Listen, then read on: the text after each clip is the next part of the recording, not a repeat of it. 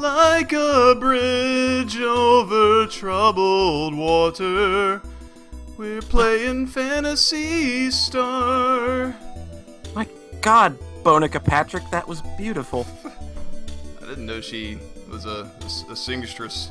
So, yeah, here we are. Since we're idiots, we didn't really show the fact that there was a bridge that was broken because the story explanation is Zio's troops destroyed it. But, hey, it's repaired now that we rescued Zima. So we can go over it and go to the next area in the game. What say we do that there?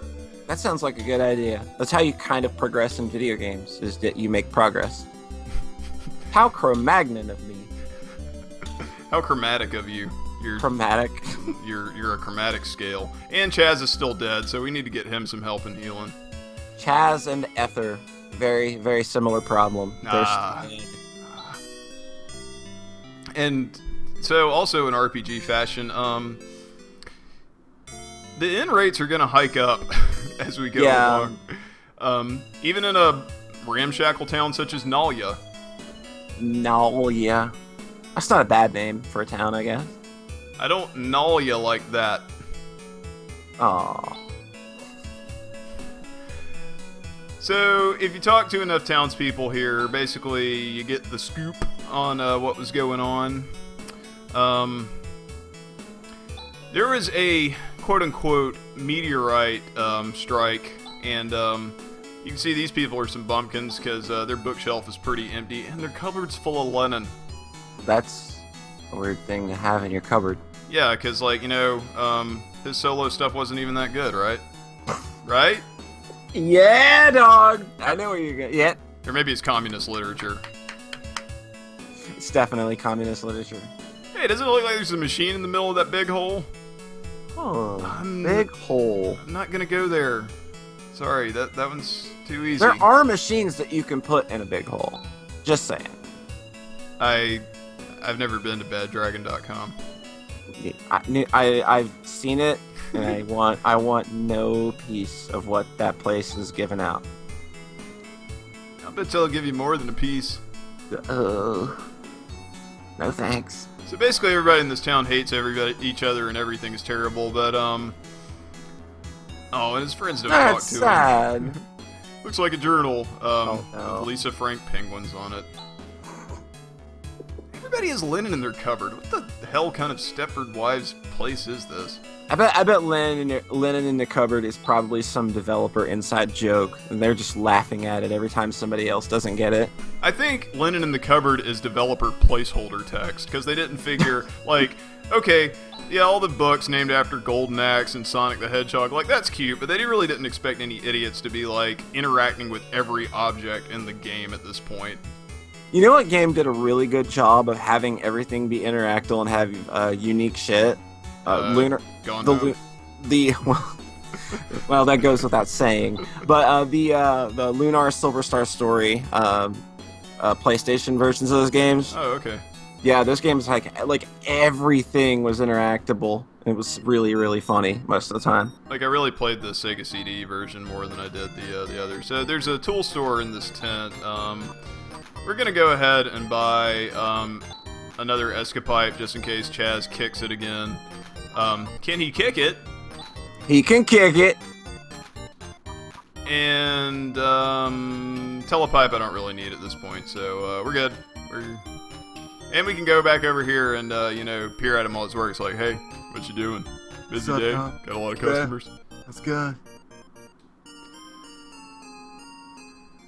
Meteorites, they don't fuck up your business too much, it turns out. Oh my gosh, gotta get that meteorite insurance. Look at this. Wow. It's George Costanza. Oh my god, it really is. So, that's basically the skinny on Nalia. So, let's go check out that big hole. That doesn't look like a hole to me, though. More of a crater. So, it looks like, yeah. This is wreckage. This is an optional dungeon. And we'll find that there are a lot of optional dungeons in this game. Which is really cool. The main reason this dungeon exists, other than for Chaz to whiff his attacks, is, and for Rika to do the same thing. She's such a good character, believe me, and she's gonna catch up to the rest of the party in rather quick fashion. That's the real reason this whole dungeon exists, is to get Rika on par with the rest of your party members. But she is an awesome character. Yes. Quite indispensable, I might add. And already we're going to be sucking damage up from these not R2-D2 goobers. They look like weird little floaty trash cans. They do. Or those like waist height ashtrays, trays. Dude, that's like 3 levels for Rika already. Right. So, and what you kind of want to do here, in fact, let's take a look at Rika, because I totally forgot to do that before. Good idea. So she's a Newman, and she's age 1. That's age weird. 1. That's...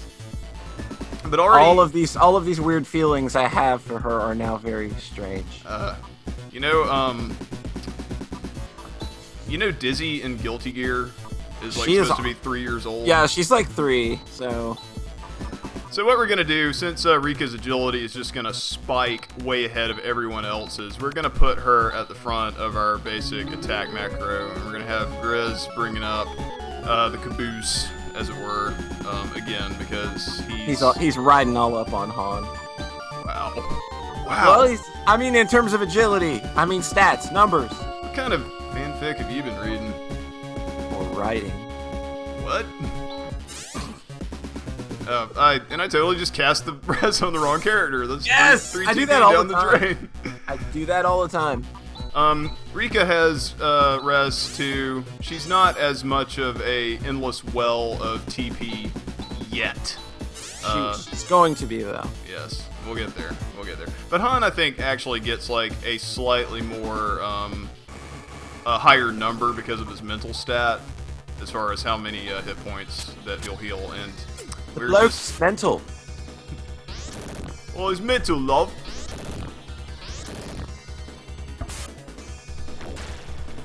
I want to say these enemies were based on ones from Phantasy Star IV. They look familiar. Yeah.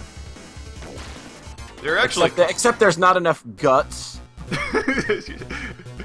And Rika learns double slash, which we will be using a lot during the course of this playthrough. Especially during boss fights. That thing, throw some shift on her, and then just let her go crazy with double slash.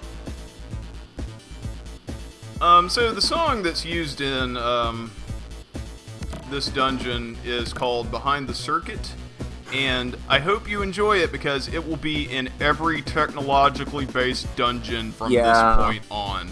Yeah. Get used to seeing this tile set with 2 or 3 different color variations. Yes, and we can't go that way. That ceramic shield we picked up, normally you would think, hey, that's a good idea to throw that on Han, except it's too heavy for him to lift, so it's basically just something we're gonna sell off-right, because Chaz and Grizz use two-handed weapons, so it's kind of useless for us. Yeah. And we're not throwing it on Alice, because having her on 2 slashers is just a much better idea. Indeed. And Han eats it like a bitch one more time. We're gonna be saying that a lot throughout this LP, I think. Oh, Han. Like a bitch. Like a bitch. Shout out to Kakashi. I'm Kakashi. So, here we have Warren Buffett, 286. I'm actually not gonna just mindlessly attack him, because these guys can be... Yeah, these guys can hurt. Butt. Yeah. Had a couple problems with them when I was testing this area. I wonder if Sue actually does any damage to them. I don't think Watt does a whole lot. Sue's in this game? Yeah, she's right there. Reference. Yeah, a little pink-haired funeral. There you go. Sue. Yeah. Nah, Rika's too cool. Don't tell her your name. Yeah, she really is too cool. Nobody's gonna get these references. No, not at all. Rat, I was like, hey, I understood that. Sue, it's really funny. I'm Rat. Rat will get that. Chelsea will get that. Maybe Sayara. Maybe.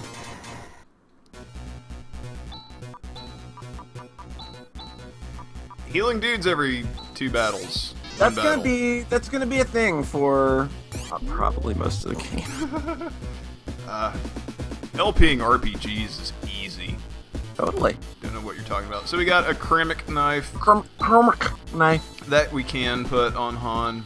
For a measly 4 points of extra attack. Yeah, but if you're attacking with Han, you're doing it wrong. But Yeah, these Tracer and Whistle, at least the names are the same as their Phantasy Star 2 equivalents. I want to say they look really similar, though. Yeah, I think they do. It's been a couple. Like, I've played a lot of Metal Gear, okay? A lot of that stuff got flushed out of my brain. Yeah, it's because you've been hitting them Phantom cigars. Hell yeah, dog. That thing is so cool. He lights it with his iDroid. What?